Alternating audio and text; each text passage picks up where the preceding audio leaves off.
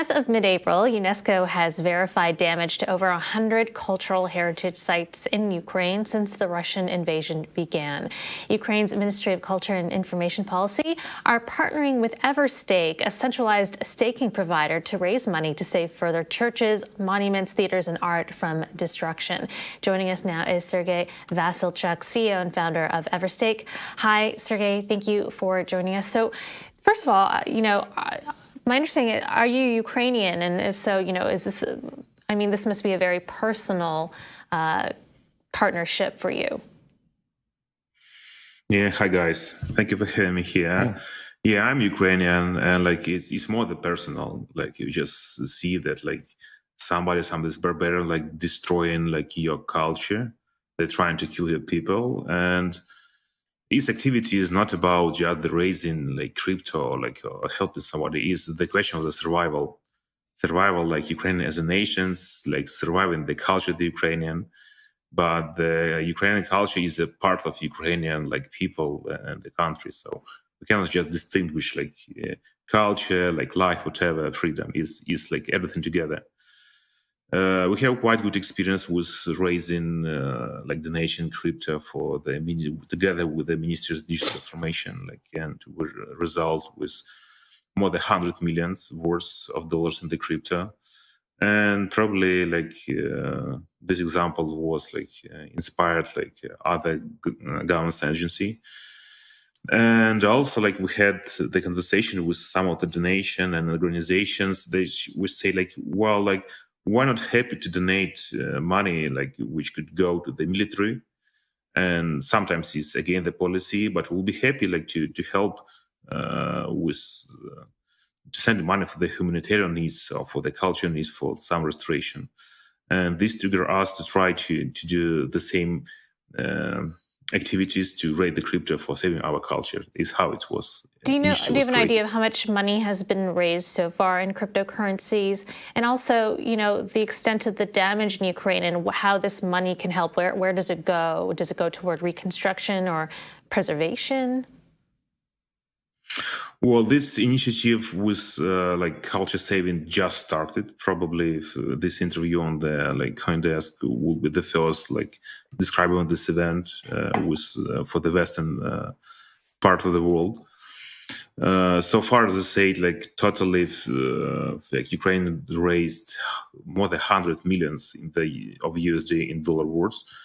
So I hope some of this money could also be going to Save Culture Fund. It's hard to judge how exactly we'll spend this money right now, but the damages are billions, not even the millions. So if we'll be able to restore some church or restore some museum, or at least restore some theater, it will be just good enough for this initiative. And the most impactful that I see here, that some of the donors could see the results of his $1 or $1 million in some specific building or some specific case. So it will be also very personal and very addressable, not just donate to the Red Cross or UNICEF, which have no clue how will spend and what results will achieve. It could be very address donation. So, Sergey, again, welcome. I know this is obviously it's been a tough couple of months here, but the war in Iraq and the wars in Syria showed that a lot of cultural heritage, the world cultural heritage, can be destroyed quite quickly and targeted, in fact, as it was in those two countries by ISIS and through just casualty of what had happened. How are you prioritizing what cultural artifacts, what cultural institutions, places, things are to be saved? Is there a sort of immediate threat that needs to be addressed? How is it being addressed? How does that money, as Christine asked, how does that money directly affect those things that are top priority at the moment? Probably it's hard to judge for technical guys like me. So my role in this project is more technical part. I'm trying to do all the best to help our government to deal with the crypto like to convert the script like for our like local currency and to make it happen. I'm not the person who will be prioritized. There is restructuring or recovery. Probably we can like have the interview with like our ministry of the culture a bit later. Right now, my goal is to spread the news that this is possible and to tell the people that they can like donate whatever $1 or $100 like to make it happen. But for now, it's still experiment. Sergey, for a while at the beginning of the war, there was so much energy about cryptocurrency donations. And, we'd see these tweets constantly. We just raised another X million dollars.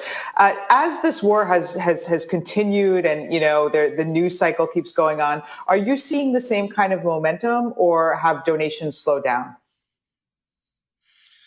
Yeah, I sure see the donation a bit slow down because people like exhausted with their financial resources, and our company and me personally is also the example. So we try to donate like more address, so people start to see what exactly their monies go on. So instead of like pulling just like thousands of the millions to just a fund, people asking, hey guys, like what priorities right now, how we can help like to achieve some very specific goals. And if people will see the specific goals, they start to donate. So it's more like selective.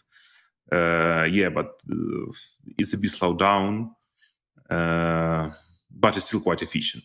So the efficiency of the donation still remain, but the number, the volume of efficiency like a bit decreasing right now. I guess from a technical perspective, anything interesting you're seeing in terms of trends of where you're receiving funds from? Can people tax for charity or get their taxes exempt for charity donations? What are your insights on that? Well, it will be the next level or next development of this fund. You should understand how it was started. Every Ukrainian wake up because of the news that some missile or some rockets hit their houses or hit their cities. And in those conditions, no one was taking care or even able to think about how to make it more legally structured. Everyone just tried to do all the best, to provide the resources to the military guys, to the medical, and other help. And sooner or later, after all Ukrainians was a bit recovered from the shock, we start to unite these efforts together under the umbrella of the Ministry of Digital Transformation. So at least we have had some legitimate source of truth for all the guys who trying to donate because before it was just nightmare, a dozen different wallets, people wasn't aware how to do it.